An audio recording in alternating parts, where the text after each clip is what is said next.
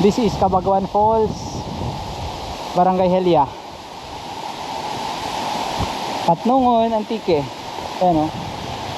Hi guys, nandito tayo ngayon sa Cabaguan Falls ng Barangay Helia, Patnungon, Antique. And ginawa natin itong side trip mula sa Mount Tigbraring. And ito ay napakataas na series of waterfalls and cascades dito. And dito tayo sa bandang upper part ng talon. And ayan yung view. Ito ay 300 meters mula doon sa may Purok 2. Akit ka dito, medyo napaka-steep lang. Kasi una, dadaan ka dyan sa talon sa baba. Wherein merong talon doon na nag-split into 2. Mayroong catch basin, dipping pool doon sa bandang. And then, nag-slide yung tubig papunta dito. And umaagos papunta rito hanggang malating itong kanilang mini dam wherein kumukuha ng tubig yung mga residente rito.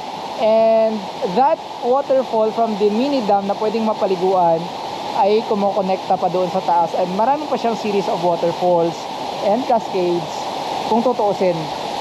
So kahit summer daw, hindi daw humihina ang tubig nito dito.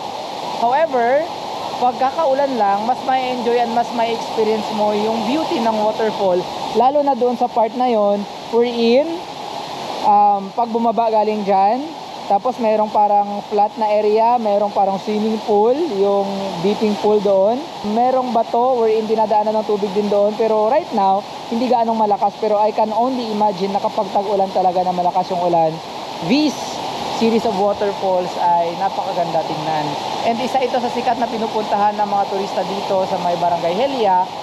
Most of the time, pumupunta sila ng Mount Tigbraring and ginagawa nila itong side trip.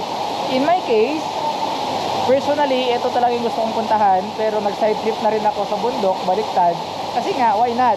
And it turned out na itong Mount Tigbraring, when I'm looking at it from Balderrama, nahuhumaling ako sa beauty ng Mount Tigbraring. Yung lagi kong iniisip, ano kaya yung view doon? Ano kaya yung bundok na yan? So sinadjust ito ng kakilala ko, and then it turned out na yun pala yung minamanifest ko na sana mapuntahan ko. And napuntahan ko rin again sa may Mount Tigbraring. Pwede ninyo itong i-consider sa inyong trip dahil itong Cabaguan Falls ay 300 meters lang from Purok 2. Pero napaka-steep na kailangan ng daanan dyan sa gilid pupunta rito. And I believe so, sulit na sulit naman pag narating nyo ito dito dahil malapit lang of course. And to maximize your trip sa Patnungon, Barangay Helia, akitin nyo na rin of course ang Mount Tigbraring along with these waterfalls as side trip. Ayan siya again.